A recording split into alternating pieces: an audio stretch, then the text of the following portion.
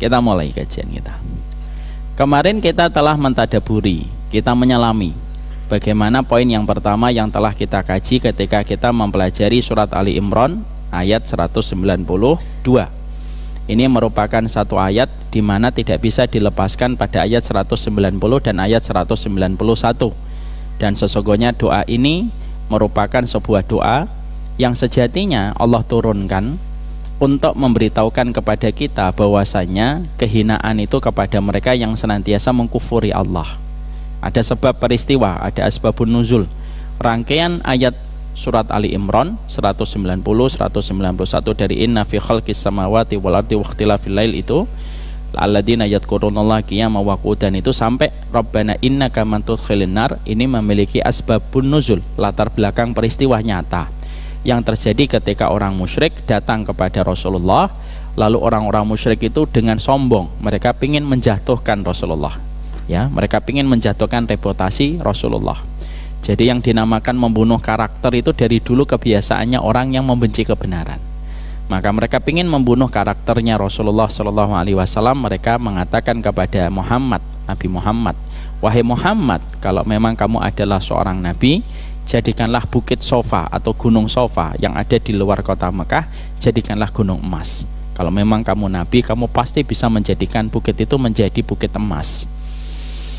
Dan ternyata disitulah Allah tidak menjadikan bukit Sofa menjadi emas, tetapi Allah turunkan surat Ali Imran 190, 191, 192 sampai 193 dan seterusnya untuk menjawab tuduhan dan menjawab usaha konspirasi orang musyrik ketika mereka ingin untuk menjatuhkan Rasulullah dan mematikan karakternya Rasulullah. Allah turunkan sebuah referensi dan sebuah literasi, sebuah ayat yang agung yang memberitahukan kepada setiap orang yang beriman bahwasanya penciptaan langit dan bumi itu sebuah contoh yang jelas, dan tidak usah kamu meminta gunung itu menjadi emas, karena pada dasarnya kalaupun bukit Sofa dijadikan emas, kalau memang sejatinya kamu tidak beriman, ya tidak akan pernah beriman. Ini sudah kita pahami. Sekarang kita akan mempelajari poin yang kedua. Poin yang kedua yang kita peroleh dan kita dapatkan pada surat Ali Imran 193 adalah kita mengetahui bahwasanya di dalam ayat ini ada kata al-khizyu. Al-khizyu. Al-khizyu itu artinya kehinaan. Kalau kita membuka di dalam buku-buku tafsir dan ma'ajimul alfat dan mu'jam alfat, itu kita mendapatkan bahwasanya kata al-khizyu atau kata kehinaan di dalam Al-Quran itu diulang oleh Allah sebanyak 25 kali. Jadi wama akhzaita gitu. Dan kehinaan kata al-khizyu itu diulang-ulang oleh Allah bertebaran di dalam 25 ayat. Dan itu menerangkan kepada kita bahwasanya ada manusia yang mereka itu hina di sisi Allah, dan jumlah orang semacam ini banyak. Maka poin yang kedua menghantarkan kita kepada sebuah pandangan bahwasanya semua kehinaan itu selalu berkaitan tentang dosa. Semua kehinaan itu selalu berkaitan tentang sebuah dosa dan kemaksiatan. Dan itulah bedanya pandangan sang khalik dan pandangan makhluk. Pandangan makhluk biasanya menstandarkan kehinaan itu biasanya berdasarkan urusan keduniawian, berdasarkan urusan duniawi. Kapan kita biasanya memandang orang itu hina? Kalau dia miskin, kalau dia fakir, itu biasanya orang kalau nggak punya ilmu selalu menganggap itu perkara hina. Ketika usahanya bangkrut, orang itu banyak membuli dan menghinakannya. Kehinaan di mata manusia itu tidak sama dengan kehinaan di mata dalam pandangan Allah Subhanahu wa Ta'ala. Kehinaan dalam pandangan Allah itu tidak ada kaitannya dengan harta, tidak ada kaitannya dengan bangkrutnya usaha, dan tidak ada kaitannya dengan jatuhnya kemiskinan seseorang. Kehinaan yang berkaitan langsung pada kehidupan manusia yang dilihat oleh Allah, kacamata Allah melihat kehinaan itu dikatakan oleh Imam Ibnu Qayyim berbeda dengan definisi kehinaan di mata manusia. Imam Ibnu Qayyim lalu berkata, innal maksiyata tusirudzul. Sesungguhnya kehinaan itu tidaklah disebutkan di dalam Al-Quran Dan kehinaan itu disebutkan kembali di dalam hadis Rasulullah kecuali berkaitan tentang maksiatnya dan dosa manusia. Maka disitulah kita akhirnya mendapatkan tidaklah setiap maksiat yang dilakukan manusia kecuali merendahkan posisi kita jauh ke bawah, Pak, dan menjadikan kita semakin jauh dari keridhaan Allah, dan akhirnya nama kita tidak pernah dikenang dan tidak pernah dikenal oleh penduduk langit. Satu maksiat menurunkan peringkat kita di hadapan Allah, satu maksiat lagi menurunkan peringkat kita di hadapan Allah. Bola, tim negara manapun, kalau dia bertanding sering kalah, peringkat FIFA-nya nanti turun, Pak. Setiap dia menang, peringkat FIFA-nya naik. Contoh hari ini, siapa yang menempati peringkat pertama dalam definisi peringkat FIFA? Yaitu tentunya negaranya adalah negara Argentina, nomor 1, karena dia juara dunia. Negara-negara yang kalah, terutama pada putaran yang pertama Piala Dunia, belum sampai masuk per-8 final, ya biasanya nanti di urutan 20, di urutan 21. Negara yang tidak masuk pada babak Piala Dunia, dia lebih bawah lagi, Pak. Maka sebenarnya itu merupakan analogi sederhana. Hidup kita itu punya peringkat, Pak. Dan kita harus menyadari, jangan sampai kita lupa peringkat kita di hadapan Allah, tetapi kita sibuk memikirkan peringkat kita di hadapan manusia. Ini bahaya ini. Sering memikirkan peringkat kita di hadapan manusia, tetapi kita tidak pernah memikirkan peringkat kita di hadapan Allah. Kata-kata yang sangat tegas dihujamkan oleh Imam Ibnu Qayyim, bahwasanya setiap dosa itu menghinakan manusia dan menurunkan peringkatnya di hadapan Allah. Dan itulah yang menjadikan manusia ketika sudah jauh dari Allah, apa yang terjadi? Ketidaktenangan pasti akan dirasakan. Kenapa? Sebagaimana kita jauh dari Allah, sebagaimana itu pula kita jauh dari sumber ketenangan dan rahmat pada kehidupan. Siapa pemilik ketenangan? Allah. Mana dalilnya, Ustaz? Huwallazi anzala sakinata fi qulubil mu'minina liyazdadu imanan ma'a imanihim, di dalam surat Al-Fatah. Allah itu yang menurunkan ketenangan kepada setiap hamba yang beriman supaya bertambah imannya di atas keimanan. Allah itu pemilik ketenangan, Pak. Kalau ada manusia, dia sudah turun peringkatnya dari Allah, apa yang terjadi? Sebagaimana bumi yang lama tidak mendapatkan curahan sinar mentari, maka kondisi daerah itu akan dingin, penuh dengan salju, penuh dengan es, dan tidak mampu kita menghidupkan dan tidak mampu menanam banyak tumbuh-tumbuhan ketika wilayah itu terlalu dingin, ketika tidak mendapatkan hangatnya sinar mentari. Maka inilah yang menjadikan Imam Ibnu Qayyim itu berkata, efek pertama, kalau ada orang melakukan dosa, dia pasti hina. Setiap dosa itu mewariskan kehinaan, dan setiap kehinaan itu menurunkan peringkat, dan setiap kita turun peringkatnya, kita susah untuk tenang, Pak. Susah untuk tenang. Makanya bisa jadi orang itu mendapatkan rumah, mendapatkan mobil, orang itu bisa mendapatkan fasilitas, tapi pasti tidak mendapatkan ketenangan. Kenapa? Ketenangan itu hanya diperoleh sama mereka yang memiliki peringkat yang dekat dengan Allah. Maka Allah akan memberikan kepada mereka sebuah janji yang sangat indah. Wala khaufun alaihim walahum yahzanun. Allah tidak berikan ketakutan pada hatinya, dan Allah tidak berikan kesedihan pada jiwanya. Makanya Bapak dan Ibu, kalau sudah mulai gelisah di waktu malam, obatnya bukan kita menghidupkan YouTube. Kalau kita sudah tidak bisa tidur di waktu malam, bukan kita scrolling di media sosial untuk mencari endorfin secara semu. Endorfin semu tahu? Endorfin sementara yang hanya memberikan kebahagiaan sebentar, setelah itu balik sedih lagi. Tapi tidak ada yang kita lakukan. Kalau kamu sudah merasa gelisah, sudah merasa gersang, hidupmu begini-begini saja, padahal rezekimu dan gajimu terus ditambah sama Allah, tapi ketenangan tidak kita rasakan, dan yang paling tahu itu kita sendiri kalau itu sudah terjadi. Maka sesungguhnya tidaklah kehinaan mewariskan kehinaan, tidaklah dosa mewariskan kehinaan, dan tidaklah satu kehinaan kecuali menjauhkan kita dari ketenangan hidup. Dan ini yang harus selalu kita sadari, Pak. Kadang-kadang kita suka menemukan teman kita, maaf, atau terkadang diri kita sendiri Bapak dan Ibu pernah nggak menemukan ada teman kita, saya itu mbak udah nggak, saya itu kan nggak makan, nggak hidup nggak macam-macam, saya nggak minum khamar, saya nggak makan riba gitu, tapi kok hidup saya gelisah, padahal saya nggak pernah melakukan dosa besar. Nggak mungkin Pak, itu tidak mungkin terjadi. Kata para ulama, nggak mungkin terjadi. Pasti ada sesuatu yang telah dia lakukan dan pasti ada yang dia kerjakan tanpa dia sadari itu dosa. Dan dosa itu menarik kehinaan.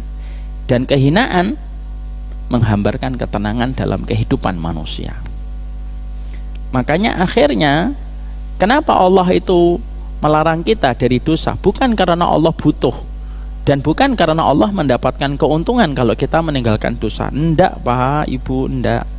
Kalaupun kita berlaku dosa, Allah tidak kurang kerajaannya. Kalaupun kita taat, Allah juga tidak nambah kerajaannya walaupun satu jengkal sekalipun. Tapi ketika Allah melarang kita dari dosa, karena Allah tahu di balik dosa itu ada sesuatu yang pasti kita bayar sebagai kompensasi. Kenapa dokter itu melarang kita terhadap sesuatu yang enak pada kehidupan kita? Dokter itu kalau kita datang Pak, sudah kita bayar, ngelarang-larang lagi. Ya kan? Ustadz, jangan makan santan Ustadz, santan enak Pak dokter. Soto Betawi kalau nggak ada santannya nggak jadi Betawi. Jangan makan jeroan, jangan makan nasi goreng tengah malam. Yang disebutkan enak-enak atau tidak? Enak Pak. Sate, kikil Pak, apa enggak enak tuh kikil, apalagi di presto itu, Masya Allah, yang masuk ke mulut Pak prol gitu. Tapi dokter itu biasanya ngelarang atau tidak ngelarang? Ngelarang. Tapi ketika dokter ngelarang, kita seundun nggak dokter? Langsung kita keluar, dokternya nggak jelas ini. Masa saya bayar mahal-mahal saya dilarang makan enak-enak? Enggak ada yang ngomong kayak gitu. Biasanya kita langsung paham. Kita mengikuti dokter, kita yang mendapatkan kesehatan. Kalau kita tidak mau ngikutin dokter, ya biasanya kita sendiri yang akan merasakan akibatnya. Sama kalau kita bisa memaklumi dokter ketika memberikan larangan bukan karena benci sama pasien Pak. Jangan pernah kita menganggap dokter ini benci sama saya. Kok bisa Pak? Iya saya dilarang-larang Ustaz. Enggak Pak, dokternya nggak kenal Bapak. Karena begitulah kaidah kesehatan itu berjalan pada kehidupan kita. Sama, Allah itu melarang kita pada banyak perkara yang terjadi pada kehidupan kita. Itu bukan karena Allah itu sentimen sama kita. Oh enggak lah. Karena setiap dosamu itu merugikan dirimu. Dan setiap kamu melakukan dosa, kamu menarik kehinaan. Dan setiap kehinaan yang telah kamu peroleh, ya kamu akan mendapatkan kegelisahan. Pak, kenapa kita kalau usia 40 tahun ke atas disuruh tobat sama Allah? Kalau kita tidak segera bertobat di atas 40 tahun, maka seluruh dosa yang tidak kita tebus dengan tobat itulah yang menggelisahkan kita di waktu malam. Kita sudah punya rumah, sudah punya mobil, di rekening juga sudah ada, tapi kenapa kok tetap gelisah? Dosa itu yang menggelisahkan manusia. Makanya tidaklah pelaku dosa itu kecuali dia turun peringkatnya di hadapan Allah. Sebagaimana turun peringkatnya, sebagaimana kawasan yang tidak pernah mendapatkan sinar mentari. Ngapa-ngapain susah Pak. Coba kita pergi ke kutub utara Pak. Ke kutub utara itu nikmat hidup itu tidak sama dengan nikmat hidup di daerah tropis. Ya atau tidak? Ya saya tidak tahu, saya tidak pernah ke kutub utara. Tapi kutub utara kan kita lihat begitu. Mau ngapain coba? Keluar harus pakai jaket tebal. Seluruh kawasan itu tertutupi dengan es Pak. Beda dengan kita kan, kita tropis Pak, sinar mentari sepadan dengan tetesan air hujan. Musim panasnya sebanding dengan musim keringnya. Masya Allah itu. Makanya sering menyebut negara tropis itu disebut dengan surga dunia bagi orang Eropa.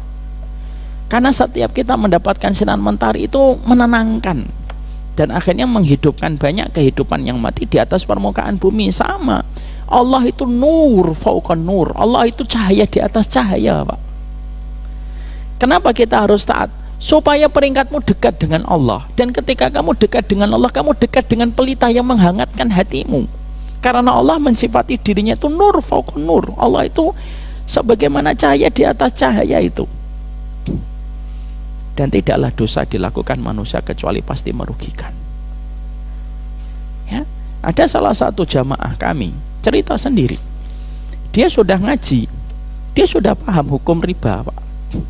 Qadarullah 3 tahun atau 4 tahun sebelumnya dia itu mengambil riba ketika belum ngaji. Lalu ketika ngaji dia masih proses pembayaran ribanya dan sudah mau selesai.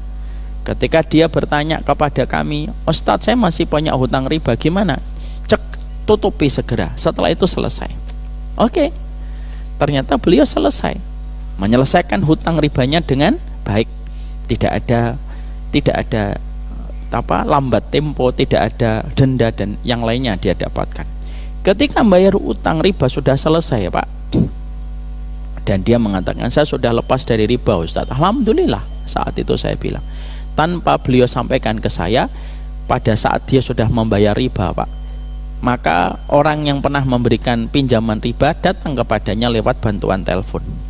Pak, Bapak ini kan kemarin pinjam ke kami itu track recordnya bagus, Pak. Kami berikan pinjaman lagi, Pak, tapi dengan angka bunga yang lebih rendah, lunak, Pak, karena Bapak itu nasabah prioritas kita. Ya, bahasa-bahasa manis lah.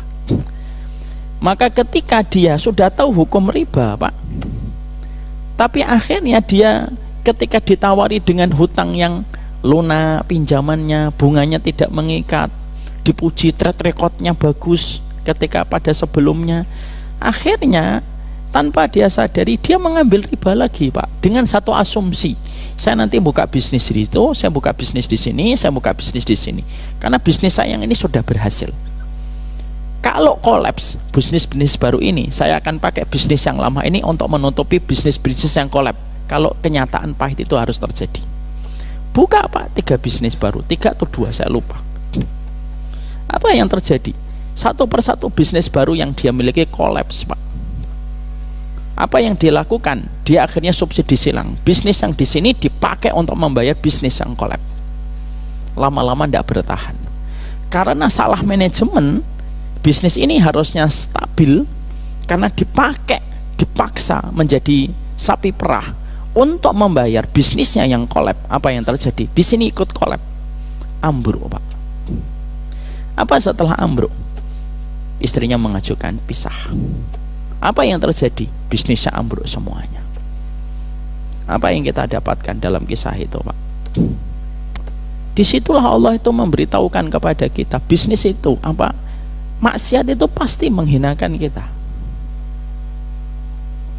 Dan kalau kita tidak mendapatkan kehinaan itu di dunia, yang lebih parah itu 2. Yang lebih parah itu nanti di akhirat. Para Imam Ibnu Qayyim menerangkan, kalau ada orang yang melakukan dosa, Allah akan memberikan 2 kelompok manusia. Ada yang dibalas langsung di dunia dan dihinakan, dan kalau dia terima dengan ridho akan menjadi sumber kebaikan untuknya. Ada yang Allah tahan, dibiarkan, supaya Allah sempurna membalasnya di akhirat. Apa yang kita ketahui tentang 2 kelompok itu? Nah, inilah yang kita kaji nanti habis Isya. Wassallallahu ala nabiyina Muhammad walhamdulillahirabbil alamin. Assalamualaikum warahmatullahi wabarakatuh. Kita lanjutkan sebentar, mungkin sekitar 15-20 menit sebelum nanti kita buka dengan tanya jawab. Assalamualaikum warahmatullahi wabarakatuh. Kita tentunya akhirnya tadi memahami apa yang tadi disampaikan oleh para ulama pada poin yang kedua. Tidaklah sebuah dosa kecuali mereka menarik sebuah kehinaan, dan tidaklah kehinaan didapatkan manusia kecuali dia tidak akan merasakan ketenangan pada kehidupan yang dia jalani. Bisa jadi dia mendapatkan harta, bisa jadi mendapatkan finansial, dan tidak menutup kemungkinan mereka mendapatkan kemewahan. Tapi ternyata semua itu tidak pernah memberikan ketenangan pada hatinya dan tidak memberikan ketenangan pada jiwanya. Disinilah kita tadi mendapatkan sebuah perkataan yang sangat indah disampaikan oleh Imam Al-Qurtubi di dalam kitabnya Al-Jami' li Ahkamil Quran. Tidaklah setiap pelaku dosa dan setiap pelaku kemaksiatan, pasti setiap dosa dan kemaksiatan yang dia lakukan, yang dia kerjakan, pasti menarik sebuah kehinaan. Cuma kita harus paham bahwasanya manusia itu di dalam pusaran dosa, di dalam pusaran kemaksiatan, diklasifikasikan manusia itu menjadi dua, kata Imam Qurtubi. Ada manusia yang mereka itu melakukan dosa, dia melakukan kemaksiatan, serta merta setiap dosa dan kemaksiatan yang dia lakukan mendapatkan iqab, mendapatkan hukuman dari Allah, mendapatkan kehinaan, mendapatkan kesulitan, dan berbagai kompleksitas masalah yang dia jumpai di balik setiap dosa dan setiap kemaksiatan yang dia lakukan. Maka ini merupakan klasifikasi manusia yang pertama, dan ini masih terkategori baik. Kalau ada manusia melakukan kemaksiatan, melakukan dosa, lalu pada dosa yang dia lakukan langsung serta-merta menyulitkan hidupnya, membuat sengsara hidupnya, menemukan berbagai macam masalah yang tidak pernah berakhir masalah itu, maka ini termasuk di antara orang yang mendapatkan iqab, mendapatkan hukuman. Tapi itu hukuman masih baik. Kenapa? Allah memberikan kesempatan di balik teguran itu supaya dia kembali kepada Allah. Kadang-kadang polisi tidur itu kita temukan supaya kita sadar bahwasanya kencang itu bisa menimbulkan kematian dan kecelakaan. Kadang-kadang turbulens yang kita temukan ketika naik pesawat supaya kita lebih khusyuk berzikir dibandingkan dengan pesawat yang tenang, dengan cuaca yang terang biasanya justru membuat kita bermaksiat di atas pesawat. Makanya kalau ada orang, kata Imam Qurtubi, yang pertama itu masih mendingan. Kisah yang tadi saya sampaikan tentang seorang yang saya cintai beliau karena Allah, ketika beliau pernah khilaf, tergiur untuk mengambil riba kembali setelah Allah memberikan kepadanya kemampuan untuk membayar hutang riba yang pertama, dan akhirnya tergoda untuk melakukan hutang riba yang kedua sampai Allah menyulitkan hidupnya, itu masih bagus. Karena apa? Allah mengingatkannya, Allah memberikan iqab kepadanya, berarti supaya dia sadar dan dia mengevaluasi serta mengambil jalur muhasabah, karena evaluasi itu biasanya menimbulkan banyak kebaikan. Bapak mendapatkan masalah, tapi Bapak sadar karena dosa yang Bapak lakukan. Biasanya masalah itu betul-betul membuat Bapak dan saya banyak belajar dan tidak mengulangi kembali kesalahan yang pernah terjadi. Kenapa? Kesulitan itu ternyata kadang-kadang memberikan pelajaran. Kayak kita mengukir tulisan di atas batu, susahnya hilang susahnya, Pak.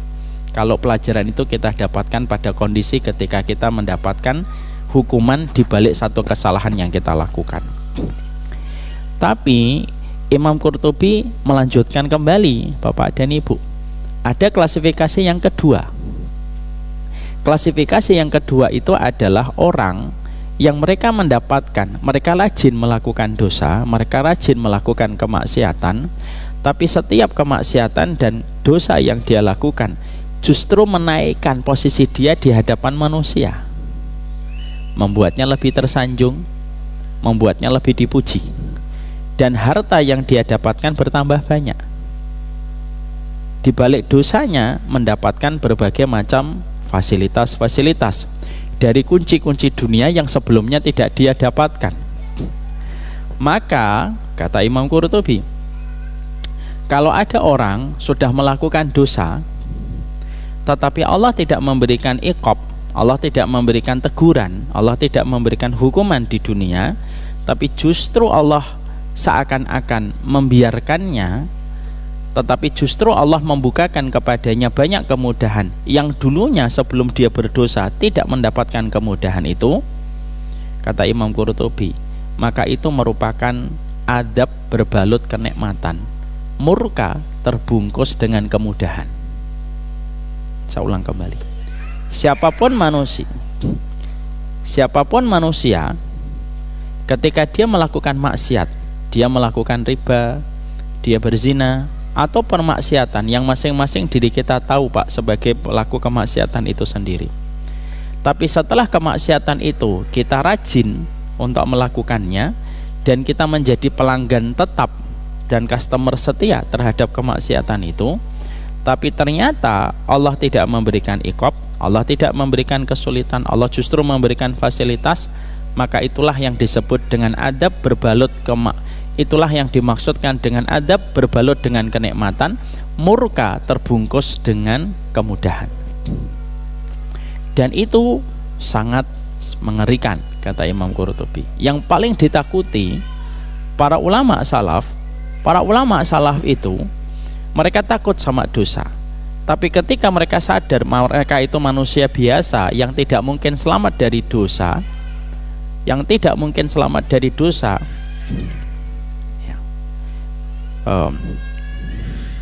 ya sebentar. Ya. Apa tadi? Kalau ada manusia, para ulama, kalau boleh diizinkan mungkin dibawa keluar dulu kalau diizinkan. Semoga ibu diberikan kesabaran.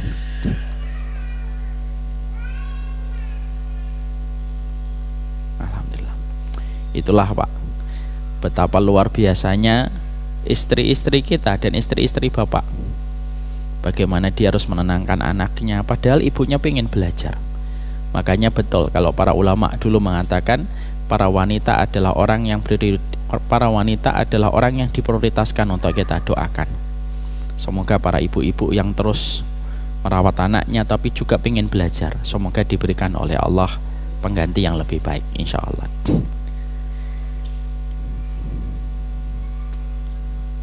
Saya tadi apa yang ngomong terakhir?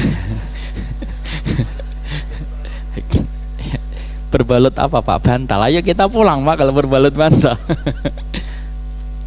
Oh ya, Imam Qurtubi ulama besar Pak, beliau mengatakan para ulama salaf, ingat ya Pak, kalau disebut para ulama salaf itu ulama terdahulu, ini bukan kelompok Pak. Makanya nggak usah terlalu dibingungkan dengan orang yang hari ini kelompoknya mengatakan begini dan begitu.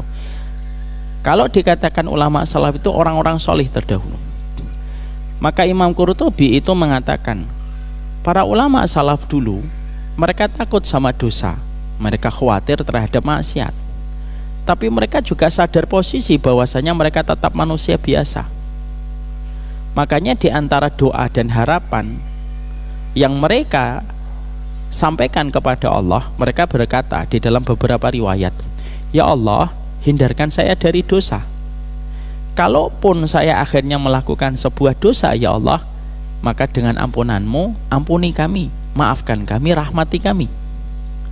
Tapi kalaupun itu harus memberikan hukuman untuk kami sebagai bentuk engkau menghapuskan dosa kami, maka berikanlah hukuman itu di dunia, supaya tidak perlu kami dapatkan hukuman nanti di akhirat. Karena apa? Hukuman di dunia, kesulitan demi kesulitan, kesukaran demi kesukaran yang kita jumpai setiap seseorang habis melakukan dosa. Kalau dengan itu kita kembali sama Allah, kembalinya kita sama Allah di balik setiap kesulitan itu yang akan memberikan solusi dan pertolongan. Itu yang membuat para salaf itu tetap meminta, ya kalaupun dikasih hukuman ya Allah, tidak apa-apa, di dunia saja hukuman itu, supaya kami mampu menebus kesalahan kami dengan kesulitan di balik setiap hukuman yang engkau berikan kepada kami. Dan para ulama terdahulu itu khawatirnya itu apa? Khawatirnya yang kedua, dan kami berlindung ya Allah di balik dosa yang kami lakukan, di balik setiap maksiat yang kami kerjakan, engkau membiarkan kami, engkau melewatkan kami, dan engkau tidak memberikan iqab kepada kami, yang mana iqab itu justru dilipat gandakan oleh engkau nanti di akhirat. Itu yang paling dikhawatirkan. Padahal Imam Qurtubi di sisi yang lainnya beliau mengatakan iqab yang tidak diberikan di dunia tapi diberikan di akhirat susah dideteksi. Gula darah ada alatnya, asam urat ada pengeceknya, tapi kadang dosa yang terus dilakukan manusia, tapi di balik dosa itu dia mendapatkan kemudahan, pelakunya pun tidak ngerasa kalau dia sedang dibiarkan oleh Allah dan diberikan hukuman yang ditangguhkan, diberikan jatah tempo hukuman itu nanti di akhirat. Dan itulah yang paling dikhawatirkan oleh para ulama dulu Pak. Coba deh kita mendeteksi kita Pak, kita ini tidak soleh-soleh banget Pak, lalu ternyata kalau kita mendapatkan banyak kemudahan, yang kita khawatirkan itu apa? Yaitu Allah mengakhirkan dan menjatuhkan tempo pembayaran atas dosa itu 2 kali lipat di akhirat. Dan inilah yang menjadikan kita itu harus sungguh-sungguh berdoa, ya Allah, jangan Engkau timpakan dosa yang aku lakukan menjadi hukuman yang Engkau lipat gandakan di akhirat. Ampuni ya Allah, rahmati kami, ampuni kami, karena sesungguhnya Engkau Maha Pemaaf dan Maha Pengampun. Makanya inilah yang menjadikan kita harus paham, hukuman melalui sesuatu yang manis itu tidak pernah terasa. Dan saya sudah sering menyampaikan di sini, Bapak, kalau dihukum dengan sesuatu yang manis, kita itu sering tidak sadar, Pak. Ayo makan, minum teh manis, ya, minum kue, makan kue yang manis, apapun manis harus ada gulanya. Apa yang terjadi, Pak? Digrogoti penyakit kita satu persatu. Tidak salah kalau para dokter mengatakan penyakit gula adalah biang dari seluruh penyakit yang ada di dalam tubuh manusia. Kenapa? Manis itu tidak kerasa. Dan itulah yang kita dapatkan dari perkataan para ulama. Dulu para ulama salaf belum mengenal penyakit gula, Pak.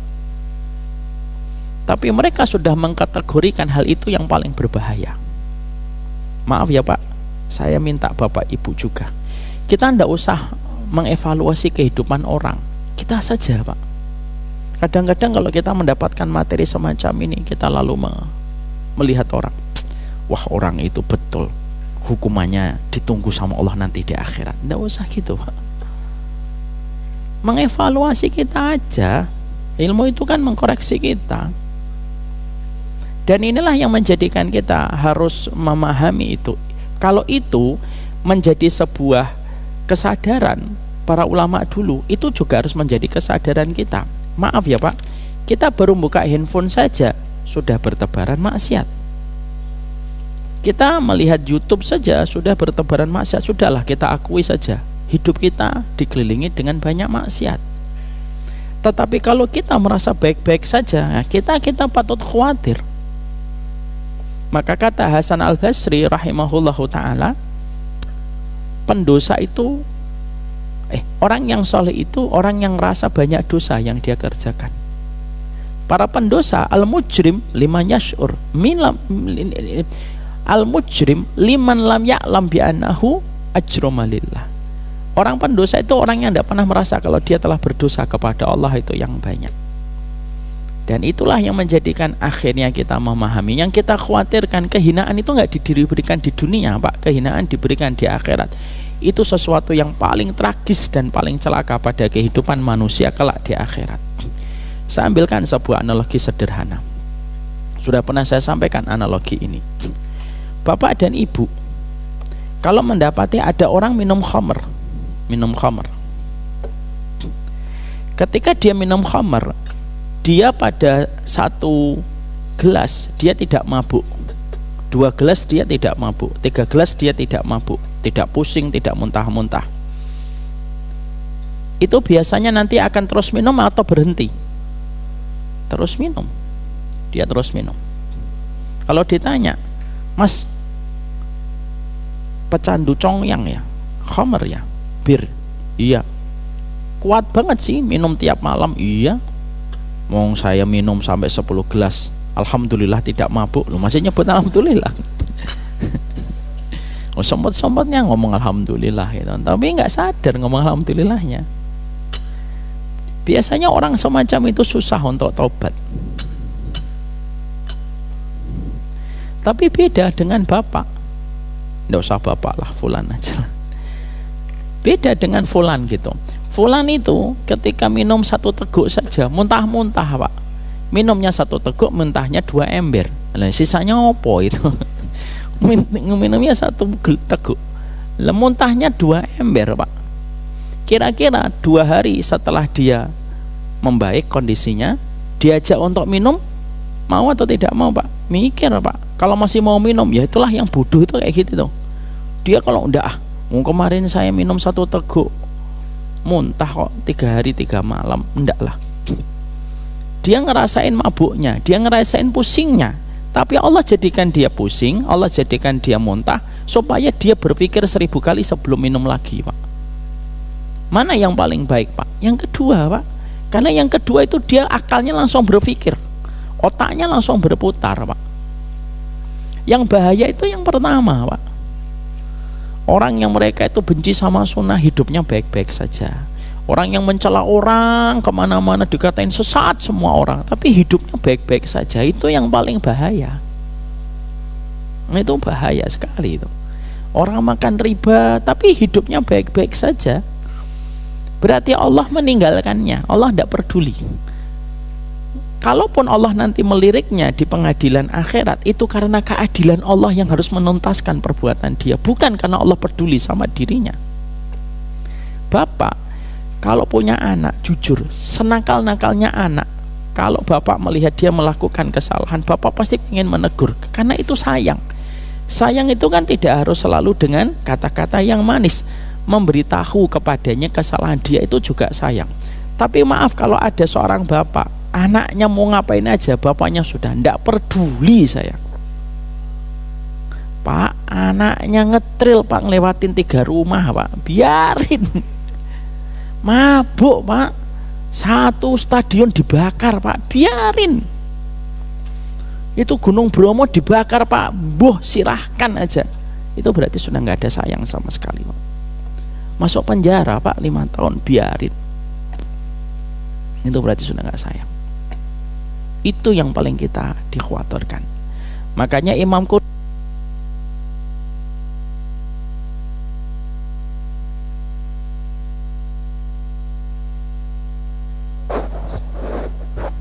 baterainya habis, Pak, berarti itu tanda dan sinyal materinya sudah selesai saja. Jadi itulah yang menjadikan kita semakin paham. Makanya Rasulullah Shallallahu Alaihi Wasallam di dalam satu riwayat yang sahih mengatakan, idza ra'aitallaha yu'til abda, hadisnya dari Uqbah bin Amir, idza ra'aitallaha yu'til abda, ya, idza ra'aitallaha yu'til abda minad dunya ma yuhib fa huwa muqimun ala ma'asihi fa'lam annahu istidraj. Makanya perkataan Rasulullah di dalam Uqbah bin Amir, dan ini sudah sering kita dengarkan tapi terkadang jarang kita maknai untuk dalam kehidupan kita. Rasulullah itu jelas sekali ngomongnya, kalau kamu melihat Allah memberikan nikmat kepada manusia dengan dunia, minat dunia, jadi dunia itu saking hinanya di hadapan Allah, kadang-kadang dunia itu justru dijadikan alat hukuman Allah. Saking Allah itu tidak respect sama dunia. Makanya tidak respectnya Allah sama dunia itu apa? Dijadikan dunia itu juga bahan hukuman. Kalau kamu melihat seseorang dikasih dunia oleh Allah atas apa yang dia senangi, tapi maksiatnya tetap jalan, maka tahuilah itu istidraj, dibiarkan oleh Allah, dikasih ulur pelan-pelan sampai dia menemukan kebinasaan. Maka inilah yang menjadikan kita paham. Makanya sampai Imam Qurtubi itu berkata, dalam realita kehidupan orang istidraj itu gimana, Ustadz? Ada beberapa contoh yang disampaikan oleh Imam Qurtubi. Kalau kamu jelas berdosa, maksiat yang kamu jelas melakukannya banyak, kamu nggak dekat sama Allah, nggak dekat dengan masjid, nggak dekat dengan majelis ilmu, nggak dekat sama para wali-walinya Allah, tapi hidupmu dibuat gampang oleh Allah, nah itu berarti sudah tanda istidraj. Padahal kamu duduk di majelis ilmu tidak pernah bertahan lama, datang ke masjid hanya sholat Jumat, itu pun ngantuk, ngorok ketika sholat Jumat, khutbah sedang berkumandang, sekalinya berdiri hampir jatuh, Pak, karena kelamaan tidur. Tidak pernah kita dekat dengan wali-walinya Allah yang salih itu, kita nggak pernah datang, kita nggak pernah berjumpa. Kalau ada orang maksiatnya dia jalankan, apapun maksiat itu, dan masing-masing kita yang tahu kadar maksiat yang kita lakukan, tapi ternyata kemudahan demi kemudahan dia dapatkan, itu tandanya salah satu istidraj. Yang kedua, kata Imam Qurtubi, yaitu adalah orang yang mereka itu diberikan sehat, jarang sakit, Pak, padahal dia banyak melakukan dosa tapi jarang sakit. Hati-hati itu. Tapi jangan nanti komen ya, Pak, ada teman ngomong, saya tuh alhamdulillah jarang sakit, istidraj, Mbak. Jangan gitu. Maka orang yang mereka diberikan oleh Allah sehat Tapi bersama dengan rasa sehat yang dia peroleh, terus melakukan maksiat dan dosa yang terus dia kerjakan. Makanya betul, kalau kita menjumpai sakit itu tidak selamanya murka dari Allah. Sakit itu terkadang caranya Allah menaikkan kelas seorang manusia di hadapan Allah.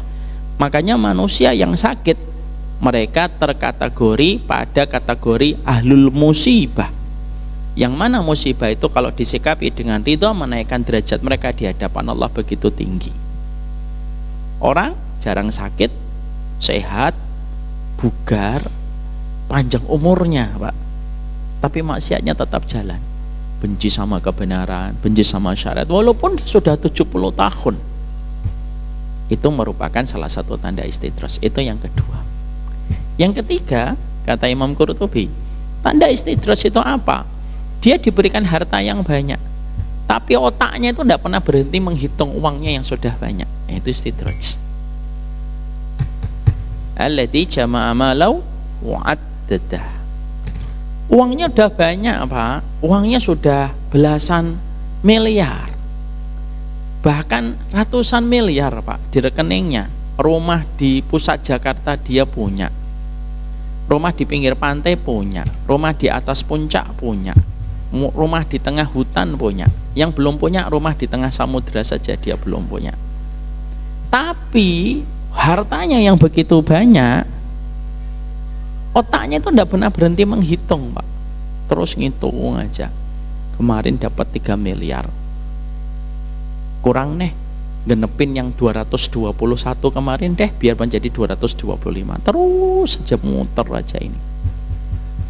Otak yang dijadikan oleh Allah tidak pernah berhenti untuk menghitung harta. Itu otak istidraj. Masya Allah, naudzubillah min dzalik. Sehingga akhirnya bukan manfaat yang dia pikirkan dan dia hitung berapa fakir miskin yang bisa saya bantu, bukan masjid berapa yang saya akan berikan kebaikan. Enggak, Pak. Otaknya berpikir dari 225 kapan menjadi 230 miliar, dari 230 miliar kapan naik menjadi 245 miliar, dari 245 miliar ya kapan datang ke 300 miliar. Terus saja. Jasadnya tidur, Pak, tapi otaknya tidak pernah berhenti untuk memikirkan dan menghitung setiap harta-harta. Padahal dia diberikan oleh Allah harta jauh melampaui mayoritas orang di sekitarnya mendapatkan harta. Makanya maaf ya, saya khawatir orang yang sering pakai kaos work hard, play hard. Nah ini hati-hati, itu istidraj. Kerja keras, nanti seneng-seneng. Nah ini hati-hati. Bisa jadi itu merupakan bagian dari korelasi dari apa yang disampaikan Imam Qurtubi. Ustadz Imam menghitung harta itu enggak boleh, Ustadz. Boleh lah. Bapak kan harus menghitung harta. Tapi menghitung hartanya bukan untuk menumpuk, menghitung hartanya karena ada kewajiban zakatnya. Lalu dia merencanakan plannya, harta ini segini, ini untuk segini, segini, untuk segini, segini. Boleh, Pak. Tapi di luar dalam konteks itu tidak boleh menghitung-hitung harta. Gimana kita menghitung sesuatu yang sifatnya tidak mendatangkan kebaikan?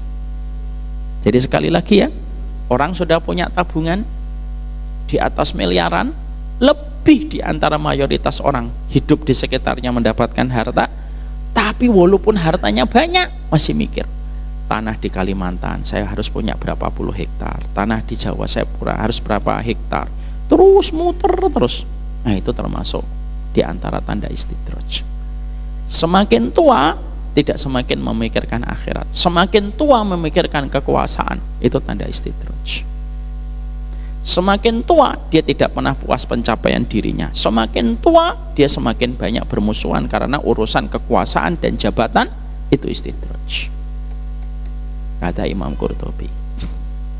Orang semacam itu, Pak, melipir, Pak, nggak usah berhadap-hadapan, melipir aja, minggir aja. Kenapa? Orang itu langsung ditangani oleh Allah dalam tanda petik. Jadi orang-orang yang mereka diberikan harta yang banyak, tidak pernah mereka itu berhenti untuk menghitung-hitungnya, itu tanda istidraj. Dan ketika menghitung nambah, kapan ya 231 saya menjadi 235, tiba-tiba, Pak, maaf, lapor Pak, ya, baru ditransfer 4 miliar Pak, siap, difikir datang.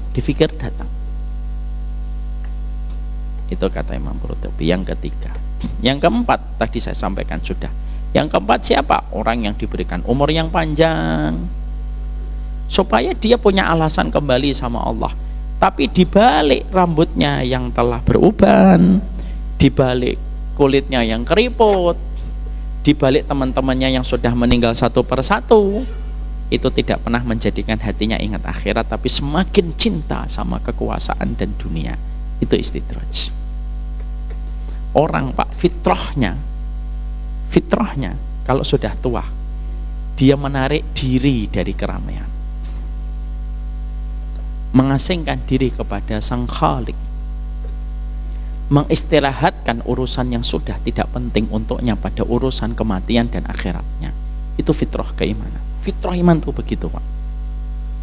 Kenapa kita Pak kalau sudah jadi kakek senang sama cucu? Kalau boleh saya mengkorelasikan, supaya setiap orang tua itu mendapatkan ketenangan itu ya lewat cucunya, dan tidak lagi tertarik kepada hiruk pikuk manusia dengan keramaiannya, isunya, setiap keributannya, tidak tertarik. Kalau ada orang tua sudah bertambah umurnya, tapi justru semangatnya untuk meraih sesuatu yang tidak berguna semakin tinggi, nah itu hati-hati. Makanya kita mendapati kata Rasulullah, tanda akhir zaman orang tua berlagak dan bersikap kayak anak muda. Itu tanda Pak. Makanya ada orang tua, kakek-kakek memperkosa anak SMP misal. Bukan misal, itu ada banyak. Itu istidraj. Dan itulah yang menjadikan kita semakin memahami. Berarti inilah yang kita khawatirkan, kehinaan kalau masih diberikan di dunia oleh Allah untuk kita Pak, iqabnya itu masih baik. Allah menginginkan kamu balik. Ayo balik kamu. Aku lempar kamu kerikil supaya kamu sadar, kamu harus balik kepada Allah. Kalau ada orang berbuat dosa tidak pernah dikirim kerikil, ya dia nggak akan pernah ngelihat ke atas Pak. Dan dia terus melakukan maksiat terus. Dan dia tidak pernah sadar kalau dia sedang diberikan hukuman oleh Allah. Itulah yang dimaksudkan oleh Imam Al-Qurtubi. Makanya ketika kita mengucapkan doa Rabbana innaka man tudkhilin nar faqad akhzaita wa ma lidzalimina min ansar, kata al-khizyu yang ada pada ayat itu mengingatkan kita, hina di depan manusia belum tentu hina di hadapan Allah. Kalau bapak dihinakan manusia itu nisbi, itu relatif. Tapi kalau ada manusia sudah dihinakan Allah, itu mutlak dan tidak lagi relatif dan tidak pula nisbi. Itu mutlak, berarti orang itu hina. Abu Lahab Pak, mutlak dia berarti hina. Fir'aun, mutlak dia hina Pak. Namrud, mutlak dia hina Pak. Karena apa? Karena yang menetapkan kehinaan itu langsung dari pemilik kemuliaan dan dari pemilik segala kemuliaan, yaitu adalah Allah. Dan disitulah kita paham, dosa itu pasti menghinakan. Setiap melakukan dosa menurunkan peringkat kita di hadapan, menurunkan peringkat kita di hadapan Allah. Semakin turun peringkatnya, semakin jauh kita dari pemilik ketenangan, yaitu adalah Allah. Pengen tenang, naikkan peringkat kita dengan ketaatan. Jaga diri kita dari kemaksiatan. Setiap kita konsisten istiqomah, kayak kita bermain itu Pak, bermain ular tangga. Setiap kita konsisten berjalan, ada tangga yang akan menaikkan kita. Kalau kita berbuat kesalahan, ada ular yang menurunkan kita kepada peringkat yang rendah. Semoga Allah memberikan keberkahan dalam setiap urusan kita. Saya mohon maaf tadi Ibu, saya meminta supaya keluar sebentar. Semoga Ibu yang tadi keluar insya Allah mendapatkan pengganti ilmu dan keberkahan yang lebih besar. Ini yang dapat saya sampaikan dalam pertemuan ini. Kita baru membahas poin yang kedua. Yang kedua kita akan membahas yang ketiga insya Allah. Kaedah surga dan neraka itu apa? Maka di dalam kaedah Ahlussunnah wal Jamaah diterangkan, orang yang masuk surga itu karena rahmat, orang yang masuk neraka itu karena keadilan. Apa maksudnya? Dan kenapa orang yang masuk neraka itu dikatakan apa? Rabbana innaka man tudkhilin nar faqad akhzaita, hina. Apakah kehinaan itu bukan berarti mereka tidak bisa keluar dari neraka selama-lamanya, ataukah bisa keluar dari neraka itu? Insya Allah kita akan membahasnya lebih lanjut. Semoga Allah memberikan kebaikan dalam kehidupan kita. Insya Allah Bapak tadi insya Allah mendapatkan hadiah, dan semoga Allah menjaga setiap para pengurus di Masjid Al-Falah. Kepada Pak Hiban, semoga disehatkan selalu oleh Allah Subhanahu wa taala. Saya mohon maaf untuk pekan depan dan pekan depan berikutnya saya meminta izin untuk tidak bisa mengisi kajian. Ngapain Ustaz? Sama istri? Enggak. Insya Allah pekan depan umroh sekitar sampai 10 harian. Jadi 2 pekan insya Allah kita tidak berjumpa. Insya Allah nanti kita berjumpa, dan saya doakan nanti di depan Ka'bah khusus untuk keluarga besar Masjid Al-Falah kajian Rabu malam. Semoga nanti satu waktu semuanya bisa menjadi tamunya Allah. Semoga yang terkena hutang akan dibebaskan hutangnya, dan semoga yang mendapatkan kesulitan akan diberikan kemudahan, insya Allah. Dan terutama yang belum mendapatkan jodoh, ketemulah jodohnya ya. Siapa amin tadi? Aminnya tulus banget dari hati. Tidak apa-apa, karena sesungguhnya doa itu mengubah yang jauh menjadi dekat, insya Allah. Wassallallahu ala nabiyina Muhammad. Saya kira cukup. Kelihatannya dari Bapak dan Ibu tidak ada pertanyaan, jadi insya Allah kita akhiri. Subhanakallahumma wa bihamdika asyhadu an la ilaha illa anta astaghfiruka wa atubu ilaik. Saya serahkan kembali kepada Pak Haiban tercinta.